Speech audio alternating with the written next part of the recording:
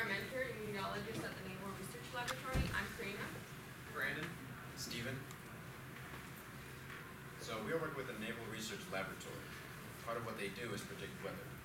So to do that, they have a lot of programs running a bunch of tasks, many different tasks including global sensor data, picking up on previous forecasting, and so what they require is a way to visualize all their tasks. So what they have currently right now is a graphical user interface that runs on certain dependencies that they've had to install in the past. And what that enables them to do is they can interact with their tasks, make sure that each and every one of them are running properly in the correct order, or if they encounter an error, they're able to track that. And so, and to manage all that, they have a workflow manager called Silk.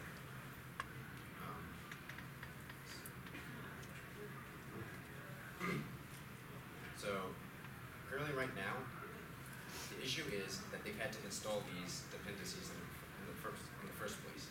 So what they have is PyGTK, PyGrabViz, and GrabViz, which enable them to actually visualize their tasks.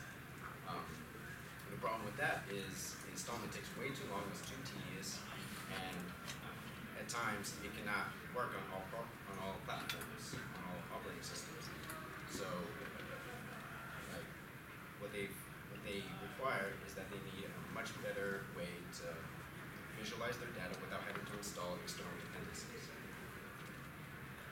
So our goal was to deliver a web application that could display a weather workflow graph. This would be used by the Naval Research Lab and also eventually to the global community. Our approach, first we had to discover the Silk REST endpoints. This gave us information about the nodes and which ones had succeeded or failed. Next, we used Socket.io. This gave us data in real time. Next, for the interface, we used HTML and CSS. And then for the last part, to build our graph, we used JavaScript E3. So our results is a friendly, manageable web browser where a user is able to play, pause, and stop a suite. We provided information of the last time it updated. In this case, it updated a second ago. We also put a full-time date there because sometimes these suites can take days to run. We also provided a color-coded table where you're able to see the number of dependencies and their status. So here we have one that's running ahead, 0 that are waiting, and 0 that's running, and 1 that has succeeded. We also provided a little bit more information here. We have a task number, which is 8, a dependency, the previous forecast, and its status, so it's ready. You can't see it now, but if you were running this in a web browser, this would be moving, and it would also be changing colors as its status is changed.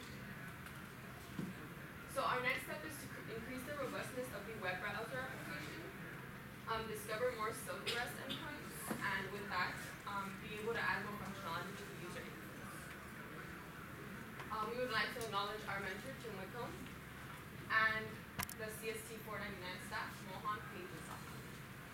If you have any questions, please visit us.